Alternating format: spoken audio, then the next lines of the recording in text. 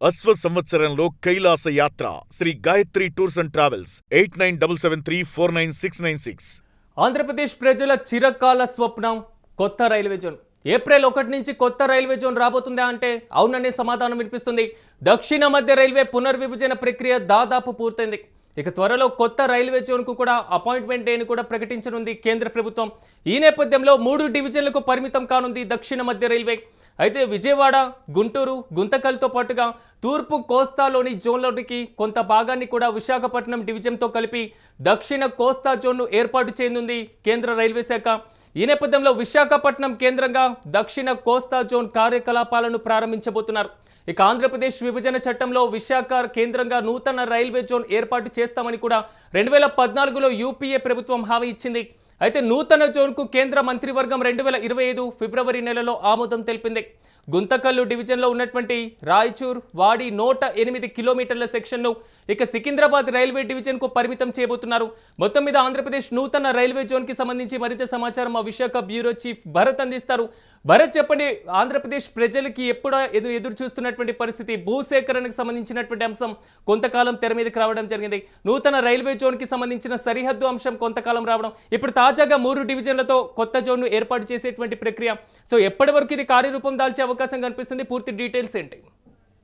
ఇదైతే ఉత్తరాంధ్రతో పాటుగా ఆంధ్రప్రదేశ్ చిరకాల కలగా ఉన్నటువంటి విశాఖ రైల్వే జోన్ అంశం ఒక్కసారిగా కొలిక్కొచ్చిందని చెప్పొచ్చు. మరి ముఖ్యంగా ఉత్తరాంధ్ర వేదికగా దశాబ్ద కాలం నుంచి కూడాను రైల్వే జోన్ అంశం ఊరిస్తూ వస్తున్నటువంటి పరిస్థితి. మరి ముఖ్యంగా ఉత్తరాంధ్రకు సంబంధించినంత వరకు 5 దశాబ్దాల కాలం నుంచి కూడా ఉత్తరాంధ్ర ఏదైతే విశాఖ వేదికగా రైల్వే జోన్ ఏర్పాటు కావాలంటూ కూడా అనేక ఆందోళనలు చేసినటువంటి నేపథ్యం. ఈ నేపథ్యంలో రాష్ట్ర విభజన జరిగి నేటికి 10 ఏళ్లు దాటినప్పటికీ కూడా, ఏదైతే దశాబ్ద కాలం దాటినప్పటికీ కూడా కేంద్ర నిర్ణయంలో కొంత వెనకబడినటువంటి పరిస్థితి. అయితే కూటమి ప్రభుత్వం అధికారంలోకి వచ్చిన తర్వాత ఒడివడిగా అడుగులకు పడుతున్నటువంటి పరిస్థితి అయితే కనిపిస్తా ఉందని చెప్పొచ్చు. మరీ ముఖ్యంగా నూతన రైల్వే జోన్ కు సంబంధించినంత వరకు కేంద్ర మంత్రివర్గం అయితే 2025 ఫిబ్రవరిలో ఆమోదం తెలపడం, దాంతో పాటుగా పూర్తి స్థాయిలో వడివడిగా అడుగులు పడుతున్నటువంటి పరిస్థితి కనిపిస్తుంది. దక్షిణ మధ్య రైల్వేలో ఉన్నటువంటి పునర్విభజనకు సంబంధించినంత వరకు ప్రక్రియ ఇప్పటికే పూర్తయింది. తొందరలోనే 3 డివిజన్లకు సంబంధించినంత వరకు ఏదైతే గుంటూరు,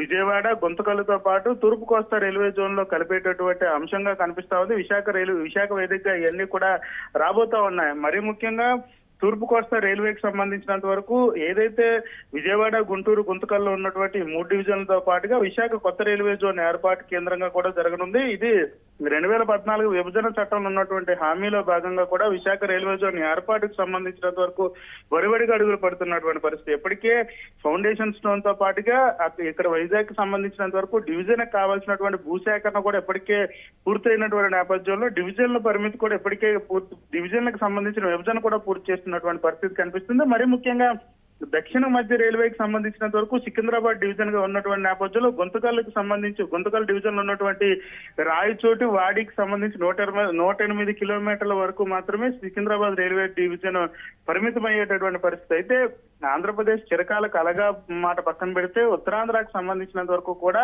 ఇప్పటికే ఎన్నికలకు ఏదైతే విభజన హామీల్లో భాగంగా అప్పుడున్నటువంటి హామీలు ఏదైతే విశాఖ వేదికగా రైల్వే జోన్ తో పాటుగా విశాఖ డివిజన్ తో ఏర్పాటు చేస్తామంటూ కూడా చెప్తున్నటువంటి నేపథ్యంలో అది చిరకాల కలగా ఉన్నటువంటి నేపథ్యం ఇప్పుడు సాధ్యమవుతున్నటువంటి పరిస్థితి. ఇప్పటికే విశాఖ వేదికగా అన్ని బిల్డింగ్లకి సంబంధించినంత వరకు కూడాను అడివరంలో ఉన్నటువంటి ప్రాంతంలో భూసేకరణ ఇప్పటికే కన్స్ట్రక్షన్ కూడా ప్రారంభమైనటువంటి సిచ్యువేషన్. ఈ నేపథ్యంలో ఇప్పటికే 3 డివిజన్లు అంటే, ఎందుకంటే గుంటూరు, విజయవాడ, గుంతకల్ డివిజన్లకి పరిమితం అయితే వాల్తేరు డివిజన్ పరిస్థితి ఏంటి? సో రాష్ట్రానికి ఆదాయంలో కీలకంగా ఉండేటువంటి అవకాశం ఉంటుంది కదా అనే వాదన ఉంది. దాని మీద ఏమంటారు?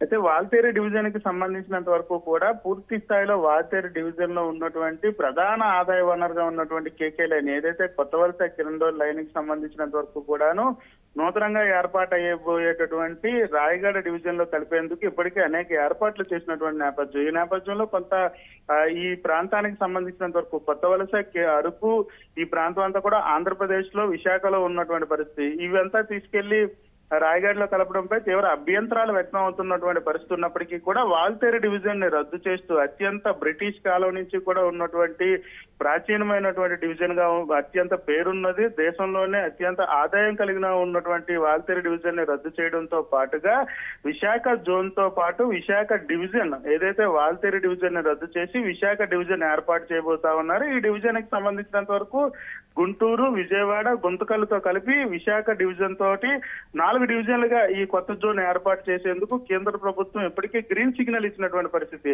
అయితే ఈ నేపథ్యంలో కొంత అరకుకు సంబంధించినంత వరకు కూడాను ఇప్పటికే హై స్పీడ్ కి సంబంధించిన రైళ్లు కానీ, అరకు రైల్వే స్టేషన్ డెవలప్మెంట్ కి కానీ అనేక మార్గాలకు సంబంధించినంత వరకు కేంద్ర రైల్వే శాఖ కీలక ఆదేశాలు తీసుకున్నటువంటి పరిస్థితిలో కేకే లైన్ కి సంబంధించినంత వరకు కొంత వివాదాస్పదంగా ఉన్నటువంటి నేపథ్యం. దానికి సంబంధించి గడిచిన కొంతకాలం నుంచి కూడా ఇక్కడ ఆందోళన జరుగుతున్నటువంటి పరిస్థితి. అయితే ప్రధానంగా విశాఖ వాల్తేరు డివిజన్ రద్దుతో పాటు విశాఖ డివిజన్ తో పాటుగా ఏదైతే విశాఖ రైల్వే జోన్ ఏర్పాటు కోసం కేంద్రం వడివడిగా అడుగులు వేస్తున్నటువంటి నేపథ్యం. అయితే ఇప్పుడు దక్షిణ మధ్య రైల్వేలో ఉన్నటువంటి 3 డివిజన్లు కూడా విశాఖ డివిజన్ లో విశాఖపట్నం ఏదైతే పాత వాల్తేరు డివిజన్ ని తీసేసి విశాఖ డివిజన్ గా ఏర్పాటు చేసి విశాఖ రైల్వే జోన్ గా ఏర్పాటు అవుతున్నటువంటి నేపథ్యం. దానికి సంబంధించినంత వరకు కూడా కొత్త డివిజన్ ఏదైతే కొత్త జోన్ మరీ ముఖ్యంగా తూర్పు సంబంధించినంత వరకు దక్షిణ మధ్య రైల్వేలో ఉన్నటువంటి ఈ 3 డివిజన్లు తీసుకురావడంతో పాటుగా విశాఖలో దక్షిణ కోస్తా జోన్ ఏర్పాటు చేయడం విశాఖ కేంద్రంగా, అంటే విశాఖపట్నం జోన్ తో పాటు విశాఖపట్నం డివిజన్ కూడా కొనసాగించాలంటూ కూడా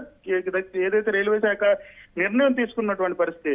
అయితే డివిజన్ కి సంబంధించి కొంత కార్యకలాపాల నేపథ్యంలో 4 డివిజన్లకి ఎలా ఉండబోతా ఉన్నది, రేక్ షేరింగ్ పరిస్థితి కానీ, ఇప్పుడు ఉన్నటువంటి ట్రైన్ల పరిస్థితి ఏ విధంగా ఉండబోతా ఉన్నది, అసలు ఈ డివిజన్ ఏదైతే జోన్ ఏర్పాటు అయిన తర్వాత జోన్ కు సంబంధించినంత వరకు ఎలా ఉండబోతా ఉన్నది అనే దానిపై పూర్తిగా కూడా సందిగ్ధమైనటువంటి పరిస్థితి ఉత్తరాంధ్రలో నెలకొన్నప్పటికీ కూడా జోన్ ఏర్పాటుతోటి డివిజన్ పేరు మార్పు, జోన్ ఏర్పాటుతో ఒక్కసారిగా ఆంధ్రప్రదేశ్ కు సంబంధించినంత వరకు కూడా రూపురేఖలు మారే అవకాశం ఉండబోతా ఉన్నది. ఇక్కడ నుంచి డైరెక్ట్ ట్రైన్స్ వేసే అవకాశం ఉంటుందంటూ కూడా కొంత ఆశాభావ పరిస్థితులు వ్యక్తం అవుతున్నటువంటి పరిస్థితి. ఏదైతే విశాఖ నుంచి ఢిల్లీ వెళ్ళేటటువంటి ఒకే ఒక్క ఏపీ ఎక్స్ప్రెస్ ఉన్నటువంటి నేపథ్యం. ఈ నేపథ్యంలో జోన్ ఏర్పాటైనటువంటి పరిస్థితుల్లో కొత్త రైల్వే లైన్లతో పాటుగా కొత్త రైల్వే ట్రైన్లు కూడా వచ్చేటటువంటి ఆస్కారం ఉండబోతా ఉందంటూ కూడా ఆశాభావం వ్యక్తం అవుతున్నటువంటి పరిస్థితుల్లో కేంద్రం తీసుకున్నటువంటి ఏదైతే మిగిలిన గుంటూరు, విజయవాడ, గుంతకల్లు డివిజన్లు కలపడంతో కొంత ఊరటనిచ్చే అంశంగానే చెప్పాల్సినటువంటి పరిస్థితి ఉంటుంది. అయితే ఎంతవరకు కొత్త రైల్వేలు ఎంతవరకు రాబోతా ఉన్నాయి, ఈ జోన్ ఏర్పాటుతో ఎక్కడి వరకు ఉండబోతా ఉన్నది, కొత్త లైన్లు ఎక్కడి వరకు వేయబోతా ఉన్నారు, కొత్త ట్రైన్లు ఎక్కడి వరకు తేబోతా ఉన్నారు, ఏప్రిల్ 1 తర్వాత పూర్తిగా కూడా క్లారిటీ వచ్చే అవకాశాలు అయితే కనిపిస్తా ఉన్నాయి. దీనికి సంబంధించి రైల్వే శాఖ ఎటువంటి నిర్ణయాలు తీసుకోబోతుంది అనేది అయితే మాత్రం వేచి చూడాల్సి ఉంటుంది. Right Bharat, thank you. మొత్తం మీద దక్షిణ కోస్తాకి సంబంధించి ఒక జోన్ విశాఖ కేంద్రంగా ప్రారంభం కాబోతుంది. దక్షిణ మధ్య రైల్వేలో పునర్విభజన ప్రక్రియ ఆల్మోస్ట్ పూర్తయినట్లుగా తెలుస్తుంది. అయితే కొత్త జోన్కి అపాయింట్మెంట్ డేగా ఏప్రిల్ 1ని ప్రకటించబోతుంది కేంద్ర ప్రభుత్వం. కానీ 3 డివిజన్లకే పరిమితం కానుంది దక్షిణ మధ్య రైల్వే. విజయవాడ, గుంటూరు, గుంతకల్తో పాటుగా తూర్పు కోస్తా జోన్లోకి వెళ్లబోతున్నాయి విశాఖపట్నం జోన్ కలిపి.